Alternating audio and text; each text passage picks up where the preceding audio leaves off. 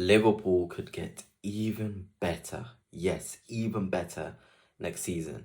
If you weren't already bored of what they were doing and how good they were, I'm sorry. It seems as though, the recruitment team on a slot, they're ready to give him a lot of money to do his magic and work his magic.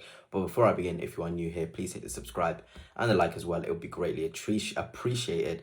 But yeah, let us get straight into it. And the thing that shocked me the most, I was like, please, please, please, please, please, please, let this not be true. There is no world in where I would want this to be true. If Liverpool could get Rodrygo, oh my word. But apparently, Real Madrid want to see Rodrygo leave, and Michael Edwards is a massive, massive fan of the player. And I'm just thinking about the different ways Liverpool could utilize Rodrygo if they got him. Yes, I'm not saying this is a done deal, but this is how things start. Early murmurs, things that you kind of disregard. McAllister was a player you would hear about him. Liverpool were kind of interested in him. Then he just gathered pace all of a sudden. Dominic Szoboszlai as well. I was like, okay, they're kind of interested in him. Came from a rubbish source. Then it gathered sort of speed straight away from Ornstein picking up on it. And it does seem like Real Madrid are in a position where they do need to sell one of their big stars. And Rodrygo is more likely to leave out of a Mbappe or a Vinicius Junior. So seeing this news and then imagining Liverpool able to pull this off, it scares me, and I don't think it would cost way too much either. It would cost around 50 to 60 million, and we've talked about Liverpool needing a left winger. Luis Diaz, fantastic. Cody Gakpo, I think, is one of the most underrated wingers in football. But the way to stay on top is to continue buying the top players, and Rodrygo would be a perfect acquisition for Liverpool. He can play off the left, off the right, in the centre forward role. He can almost do the Firmino thing of sort of dropping in the little pockets of spaces to collect the ball, then drive, link the play. He could be perfect. And if we look at his stats, I know he's not the main man, but this season, a season where people are like, oh, he's been rubbish, he's still got 22 goal contributions in 50 games. He'd come off the bench in some games, he'd be substituted in some games. I know average rating isn't really a great metric, but 7.39 as an average rating is really good. Then you look at 23-24, 51 games, and he's got 25 goal contributions. So a goal contribution every other game, essentially, which is really, really good. And of course, that season before that, 22-23, Rodrygo, his best season for Real Madrid, where he got 29 goal contributions in 57 games. So he just has this knack of being in the right places at the right times, and he's a clutch player as well. Liverpool getting more clutch players, we're talking about Trent leaving, but Rodrygo coming in just brings another player who can be a clutch, with Salah, with Van Dijk. We don't want, as rival fans, Liverpool getting more powerful, getting more world-class stars in their starting 11, because they'll simply become unplayable, and we do not want that for the Premier League, because at Liverpool with Rodrygo, Salah, I don't even want to think about it. And that's not even it. Another player Liverpool and many clubs have been impressed with is Morgan Rogers. He would be much harder to get for the Millers club, especially if they finish in the Champions League places. But again, it's not more about, Liverpool going to get this done. It's that they're looking at the right profiles. They're looking at the right players. Morgan Rogers brings ball carrying. You're thinking about that Liverpool team. Outside of Gravenberch, who can carry from deep for yards and yards and yards with ball, with sort of PNP, with strength, with the ability to ball strike at the end of it? Nobody. So adding Morgan Rogers, a profile like that would be unreal. So Szoboszlai, he's really good in those short sprints. He wouldn't be the sort of player to run from one side of the pitch to the other consistently every single game. Yes, obviously he has it in his locker, but someone like Morgan Rogers is what you call a carry-first player. So once they receive the ball, their first thought is, okay, can I drive this ball in the space? And I feel like Arne Slot, the football you want to play when you're playing against those low blocks, a player like Morgan Rogers can unlock a low block like it's absolutely nothing. And Villa, they may be in a situation with PSR where they need to sell one of their top players. And Morgan Rogers might be one of them. But I would hope that it's not Liverpool. I've heard Chelsea are also interested. But why can't Arsenal, my team, be interested in him? Because he's a world-class player and he's only still 24 years old as well. You can imagine Liverpool, they're not the oldest team. They're not the youngest team either. But could you imagine Morgan Rogers in that team?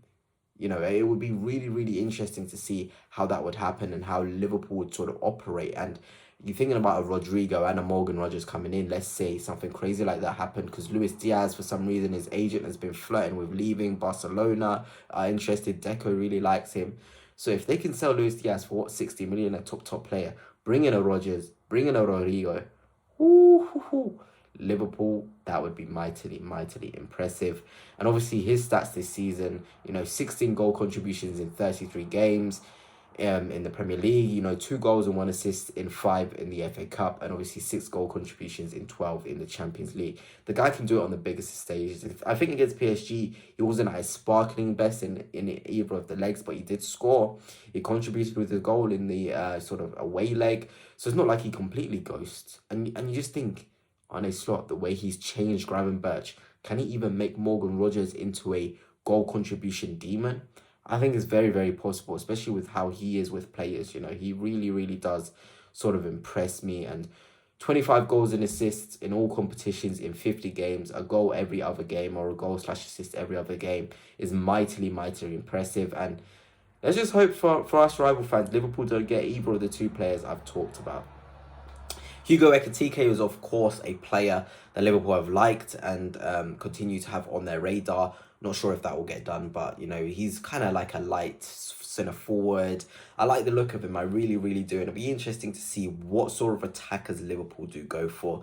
But like I said, does this not fill you, if you're a Liverpool fan, with excitement? As a rival fan, does that not scare you? With Rodrygo, Rogers, Salah, you're talking about Cody Gakpo, as well in there, as he can obviously be the centre forward or the left winger, Rodrygo centre. There's so many different ways Rogers could come into the midfield.